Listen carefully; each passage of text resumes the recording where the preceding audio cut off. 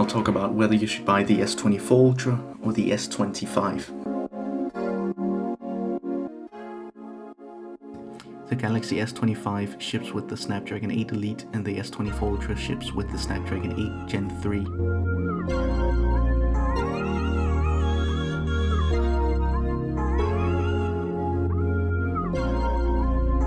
Now the S24 is a lot more exclusive of a phone. You can see its big camera ring with the titanium frame here, copied straight from Apple, of course. It feels much more bigger in the hands, and it obviously is compared to the little S25, which has an aluminum, the aluminum frame here, housing, call it whatever you will. Same glass back panel. They have added some camera rings here to make it a bit bigger, but I think it's the same. There's been a lot of talk that it's been the same sensor they have thrown on since the S22 now, which is not a good look, but nevertheless, still obviously a great phone. I picked this up used, which I always say, with Androids, iPhones is a different story. Yes, it definitely is, but with Androids, always go for used. Don't buy them new unless you can get some insane carrier deal.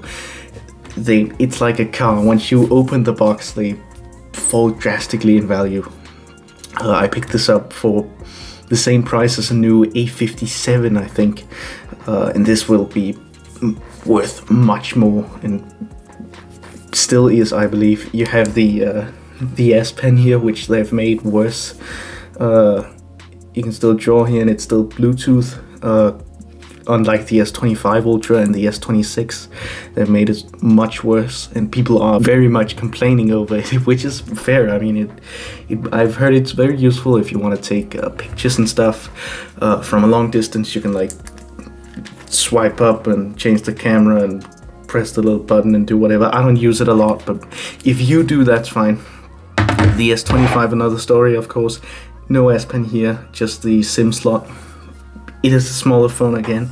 It does have a smaller battery too. The processor is significantly better in terms of like raw power, I believe.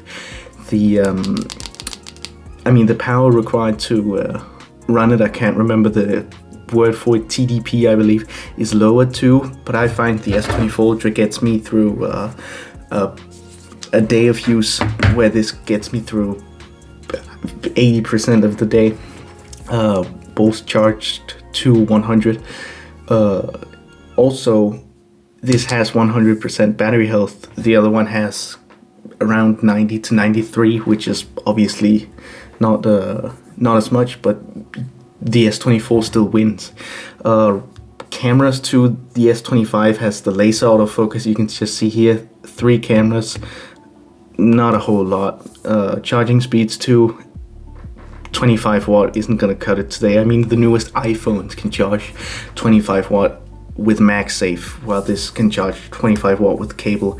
They've improved it, I believe, on the S26, but people are very much complaining about the S26 too. Don't buy an S26, buy an S25 instead. If you want faster charging, I'd say skip Samsung completely. Find either a Chinese phone or something from iPhone.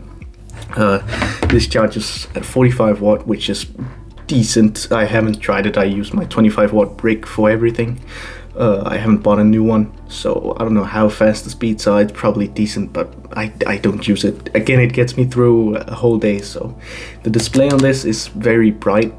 I feel like, but that might be due to the anti-reflective coating. Now there's a screen protector on it, so it kind of kills that, but the oleophobic coating has been wearing off, so I find this being much better value. On the used market, at least here in my country, you can get this or this. I mean, this even costs more, while I think this with a battery, I'm about to drop it. This with a battery replacement will be much better value for money, even if you don't use something like the S Pen and you don't find it all that appealing. I still think it will be a better phone. The corners are a bit of a downside, but throw a case on it and you'll be perfect.